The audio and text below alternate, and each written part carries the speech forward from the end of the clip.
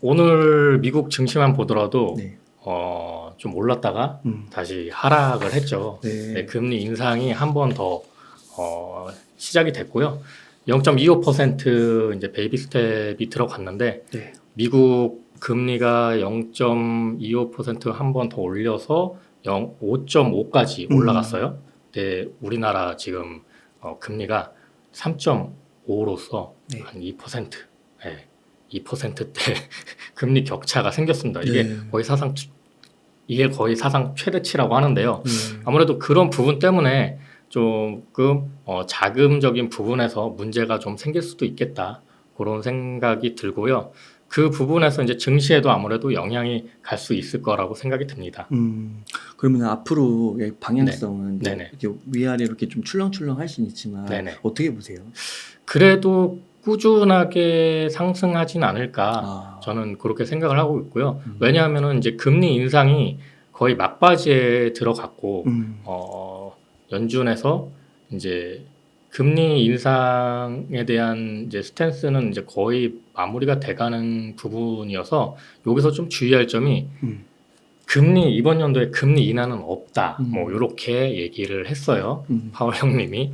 그렇기 때문에 그것만 좀 염두를 해 두신다면은 투자하는데 좀 어려움이 아마 없지 않을까 그렇게 생각이 듭니다. 아무래도 지금 금리 문제로 인해서 부동산이 이제 마지막으로 좀 타격을 받고 있는데요. 가장 먼저 매를 맞은 게 이제 코인 시장이었죠. 네, 코인 시장이 가장 먼저 매를 맞고 그 다음에 이제 증시가 매를 맞고 지금 이제 부동산이 매를 맞고 있는데 전체적인 자금 흐름으로 봤을 때는 지금 증시에 자금이 흘러 들어오는 게 맞다고 저는 보고 있고요. 네네. 경제가 이제 경기 침체에서 벗어나려면 이제 기업들이 투자 활동이 활발해지고 좀 더 그런 경기에 영향을 주면서 증시가 활발해지고 그 다음에 여기서 돈을 번 사람들이 다시 이제 또 부동산이나 이제 비트코인 쪽으로 또 넘어갈 수도 있는 거고요. 네. 저는 뭐 한 엔비디아 정도 굉장히 좋게 보고 있었고요. 제가 처음부터 이야기 들었지만 뭐 인공지능 관련주 투자하실 거면 그냥 다른 거 생각하지 마시고 엔비디아 그냥 투자하셔라.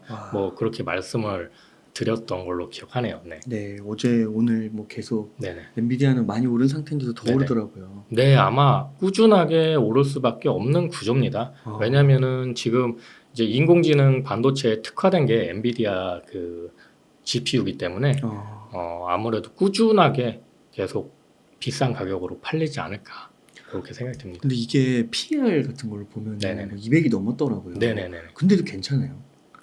이제 어느 정도 조정도 올 수는 있겠죠. 조정도 올 수는 있지만 그래도 꾸준하게 계속 매출과 영업이익이 늘어날 것이기 때문에 네. 그거는 뭐 감안하시면서 투자하시면 될 것 같습니다. 테슬라는 이제 가격 정책이 이제 인하를 하고 있잖아요. 네. 그래서 원래는 이게 처음부터 이게 막 갑자기 시작한 게 아니고 옛날부터 이제 머스크 형님이 이제 반값 테슬라 얘기를 많이 하셨어요. 네. 그렇기 때문에 지금 인도에서도 이제 공장을 증설하려고 하고 있고요. 그래서 지금 가격 인하 정책 때문에 이제 이익률이 떨어지면서 약간의 이제 조정이 오기도 했는데 전체적으로 봤을 때 가격이 내려간다라는 건 전기차 보급이 더 빨라진다라는 소리거든요. 그렇기 때문에 뭐 장기적으로 봤을 때 테슬라도 꾸준히 조금 우상향할 수 있지 않을까 생각이 듭니다. 그래서 엔비디아랑 테슬라 둘 중에 만약에 우선순위를 정한다면은 네. 엔비디아에 좀 더 비중을 싣고 싶으세요? 그거는 저도 좀 고민이 되네요. 그럴 거면 반반 투자하지 않을까요? 네. 테슬라도 나쁘진 네, 않겠네요. 테슬라도 나쁘진 않습니다. 그 테슬라가 주가 흐름이 네네. 엔비디아만큼 네네. 뭐 물론 많이 오르긴 했지만 네네. 엔비디아만큼은 폭발적이지 않아가지고 테슬라가 한때 한 $100 초반까지 내려간 적이 있었죠. 맞아요. 제가 그때 한번 방송에 나와서 얘기를 했었는데, 네.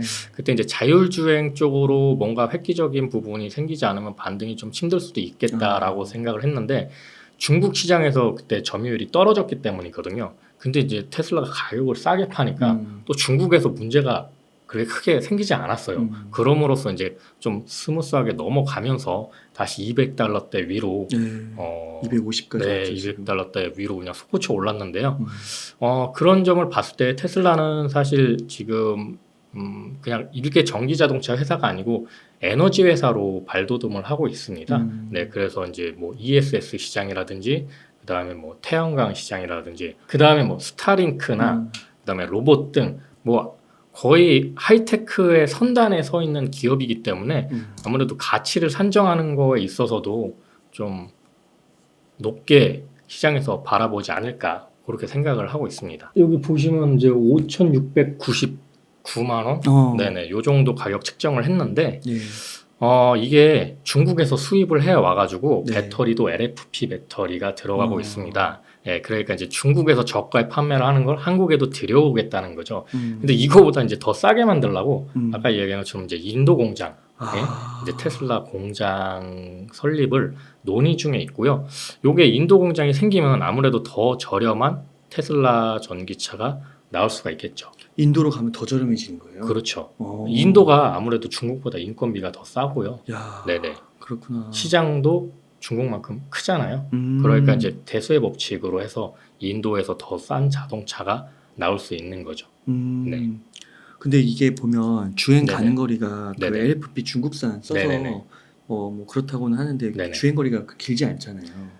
주행거리가 길지 않아도 음. 가격이 저렴하면 사람들은 산다라는 거죠. 그래요? 예. 옛날 자동차랑 좀 다른 게 요즘 전기차가 주행거리가 LFP를 쓰더라도 좀 길어요. 예, 그렇기 때문에 일상생활 하는데 어려움은 별로 없을 거고 이제 출력적인 문제라든지 뭐 그런 부분에서 좀 더 고급 라인은 아무래도 LFP 배터리보다는 하이니켈 쪽으로 가겠죠. 그 충전 문제는 좀 어떻게 보세요? 충전은 지금 다른 회사들도 테슬라 충전을 지금 따라가고 있잖아요. 네, 아무래도 현대기아차도 테슬라 쪽을 따라가지 않을까 그런 식으로 이제 통합이 되면은 이제 충전 문제는 어느 정도 해결이 될 거라고 보고 있습니다. 그럼 그거 충전을 만약에 테슬라 걸로 표준을 쓰게 되면 네네네. 그게 테슬라한테는 이득이 되는 거예요? 이득이 되죠. 왜냐하면은 그런 충전 시스템을 통해서 데이터를 얻을 수 있고요. 첫 번째. 그다음 두 번째는 테슬라가 에너지 기업이라고 아까 얘기했잖아요. 그러니까 에너지 자체도 전기 자체도 테슬라에서 공급이 가능할 겁니다 아마. 네, 그러면 이제 테슬라에서 아무래도 여러 가지 부가 수입적인 부분이 생길 수도 있겠죠. 그 막 또 차를 충전을 태양광으로 한다고 막 이런 얘기도 네네네네, 그런 식으로 할 수도 있죠. 그러면은 이게 테슬라가 이렇게 봤을 때 진짜 많은 분들이 딱 얘기하는 게 보면은 하드웨어 기업이 아니고 네네. 단순히 차 조립하는 네네. 게 아니라 정말 막 소프트웨어 에너지 기업 네네네. 막 정체성이 예. 되게 불분명하잖아요. 네네네. 나쁘게 말하면 불분명한 네네네. 거고 진짜 다 하겠다는 건데 네네네. 그 지금까지의 이렇게 테슬라의 걸어온 길 역사를 네네. 봤을 때 정말 그 미래가 네. 다 열릴 수도 있을 거라고 보세요. 근데 결국엔 테슬라가 원하는 거는 종착점은 인공지능입니다. 네, 인공지능이고요. 그 인공지능을 선점하는 기업만이 앞으로 초거대 글로벌 기업이 될 수 있기 때문에 테슬라가 원하는 부분이죠, 그게. 네. 그래서 만약에 구글 같은 경우 뭐 검색 시장으로 이제 세계를 평정했다고 치면 이제 테슬라는 자율주행으로 시작해서 이제 여러 가지의 것들이 접목되면서 이제 데이터를 어마어마하게 수집하겠다라는 거죠. 네. 도조 컴퓨터를 좀 여쭤보고 싶은데 네네네네. 그것도 실현 가능하다고 보세요? 도조도 실현 가능하죠. 네. 왜냐면 이제 주행 데이터가 앞으로 굉장히 많이 쌓일 거기 때문에 슈퍼컴퓨터에서 가장 중요한 게 데이터잖아요. 데이터를 얼마나 양질의 데이터를 가지고 그걸 분석할 수 있느냐, 빠르게 분석할 수 있느냐. 그래서 직접 테슬라에서 이제 도조 컴퓨터에 들어가는 컴퓨터 칩도 개발을 하고 있고요. 뭐 그걸 이제 삼성전자에 맡겨서 삼성전자 파운드리에 맡겨서 생산을 한다고도 지금 이야기가 들리고 있고요. 앞으로 도조 시스템에 들어갈 데이터들은 테슬라 자율주행 말고도 이제 로봇, 휴머노이드 로봇 나오면은 이제 그쪽 데이터도 들어갈 거고요. 네. 에너지 저장 장치가 이제 많이 보급이 되면 또 테슬라만의 전력에 관한 뭐 데이터도 들어올 거고 그런 여러 가지 것들의 데이터들이 이제 쌓이면은 인공지능의 발전이 굉장히 기하급수적으로 이루어질 수 있겠죠. 그럼 그 안에서 도조 컴퓨터가 역할을 해야 되고요. 아무래도 저가로 해야 되니까. 이 주행 데이터를 많이 얻으려면 차량 보급이 많이 돼야 되잖아요. 그러니까 처음에는 테슬라 전략이 고급화 전략이었어요. 그렇기 때문에 이제 얼리 아답터들이 나 테슬라 샀어 막 이런 건데 맞아요. 지금 지나가는 거 다 테슬라네. 이런 식으로 변해야 된다라는 거죠. 그래서 이제 테슬라 차량이 많아지면 많아질수록 테슬라한테 유리한 이점이 될 수 있다라는 거죠. 네. 한편으로는 또 테슬라가 너무 많아지면 네네. 좀 테슬라에 대한 이미지나 네네. 뭐 이렇게 소유욕이나 네네. 이런 게 좀 작아질 수도 있을 것 같은데요. 그럴까요? 네, 명품화가 안 될 수도 있을 뭐 삼성전자에서도 스마트폰 많이 나오잖아요. 음. 그 하이엔드도 있는 거고 마찬가지로 테슬라에서도 고급 라인은 또 따로 존재하겠죠. 네. 그러면 엔비디아 같은 경우는 네네. 경쟁자가 없는 건가요, 지금? AMD가 있기는 있는데 아직은 조금 따라가기에는 힘든 것 같아요. 네. 그래서 이제 칩 판매도 많이 돼야 되고 쓰임도 많이 돼야 되는데 아직은 AMD가 엔비디아를 따라가기에는 조금 벅차 보입니다. 아, 그렇군요. 네네. 그 엔비디아가 네네. 최근에 막 주가가 오르고 네네. 인공지능이 부각받으면서 반도체 네네. 삼성전자, SK하이닉스 네네. 소부장들도 많이 네네. 올랐잖아요. 네네. 그러면은 엔비디아가 앞으로도 계속 잘 나가게 되면 그런 네. 흐름들이 우리나라 주식에도 계속해서 좋은 영향을 미친다고 보세요? 네, 그럼요. 저번에도 얘기 드렸는데 뭐 엔비디아 칩 만들 때 그 같이 쓰이는 칩이 HBM, 이 HBM인데 요걸 이제 고대역폭 메모리라고 그러는데 SK 하이닉스에서 주도적으로 지금 만들고 있고요. 요 부분에서 또 반도체 후공정이 많이 필요합니다. 그래서 이제 뭐 칩을 이렇게 붙이거나 아니면 칩에 뭐 구멍을 뚫거나 뭐 이런 후공정이 많이 필요한데 그런 뜻에서 한미 반도체가 최근에 굉장히 많이 올랐죠. 예, 그게 반도체 후공정 대장주라고 저는 보고 있는데요. 그런 식으로 이제 우리나라에도 영향을 받고 있고요. 최근 주가 흐름을 또 보더라도 삼성전자보다는 아무래도 SK 하이닉스가 더 반등이 빠른 모습을 보면 HBM의 비중이 내년에는 더 커질 거라고 보고 있습니다. 이제 삼성전자가 원래 HBM을 준비를 하다가 요게 이제 좀 시간이 걸리다 보니까 사업부를 없앴어요. 아, 그래요? 그러면서 조금 지체가 됐는데 SK 하이닉스는 계속 한 거고요? 네, SK 하이닉스는 이제 처음 만들기도 했고 세계 최초로 이제 처음 만들기도 그래요? 했고 이걸 이제 포기하지 않고 계속 가져갔는데 삼성전자는 이제 이게 시간도 좀 걸리고 돈이 좀 되려면 좀 시간 걸릴 것 같아 이러고 사업부를 없앴다가 지금 다시 대표 수장 교체하면서 경질을 하고 이제 부랴부랴 다시 만들었습니다. 그렇기 때문에 아무래도 경쟁이 본격적으로 내년부터 시작이 되지 않을까 싶고요.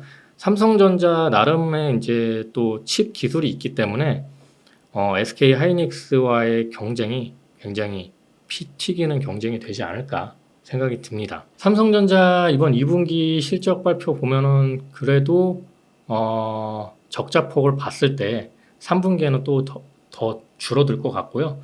이번에 수출입 동향을 보면은 반도체 판매량은 좀 늘었습니다. 근데 반도체 단가가 떨어졌기 때문에 이제 매출에서 그게 이제 좀 떨어졌는데 반도체 수량이 늘어났다라는 거에 좀 고무적인 방향이라고 볼 수 있고요. 네. 이제 뭐 어제 같은 경우에 2차 전지 이제 폭락이 왔잖아요. 이틀 동안. 맞아요. 이틀 동안 어제 이제 폭락이 오면서 이 자금들이 어디로 흘러 들어갔냐면 삼성전자, SK 하이닉스처럼 반도체 쪽으로 그 자금이 흘러갔습니다.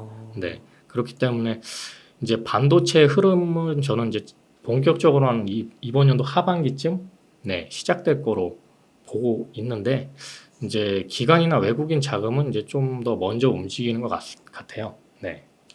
파운드리 같은 경우도 지금 이제 TSMC와 경쟁을 한다고 얘기를 하는데 사실 뭐 경쟁이 된다고 저는 보지는 않고요.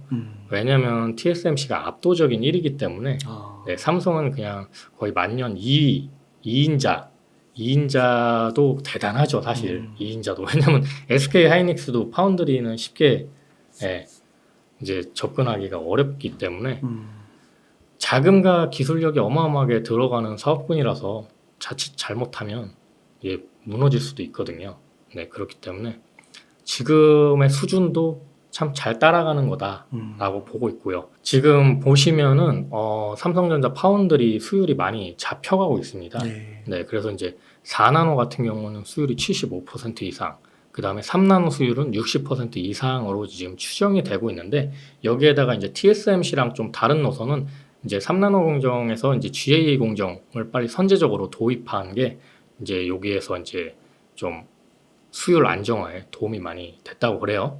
그래서 GAA가 조금 시장에서 얼마나 인정을 받을지는 모르겠는데, 어쨌든 효율이나 이제 전력에서 앞서가는 공정이기 때문에 이런 거에서 봤을 때 TSMC 같은 경우는 이제 최대 고객사가 애플이잖아요. 네. 그러니까 애플 말고 뭐 예를 들어 퀄컴이라든지 뭐 다른 회사들이 조금 소외를 받고 있어요. 아무래도 애플보다는 좀 더 비싼 가격으로 웨이퍼 칩을 이제 사야 된다라든지 그런 기업들이 딱 봤을 때 이럴 거면 뭐 삼성에 맡겨도 우리가 좀 더 이득을 보겠다라는 네. 기업들이 생길 수 있다라는 거죠. 음. 네, 그래서 이제 그런 부분에서 삼성전자가 TSMC랑 조금 더 비벼볼 만한 수준이 오지 않았을까. 네, 그렇게 보고 있습니다. 그럼 삼성전자랑 SK하이닉스의 미래를 좀 좋게 보시는 분들, 네네. 소부장 거기 네네. 딸린 소부장들, 네네. 그럼 지금부터 사도 괜찮을까요?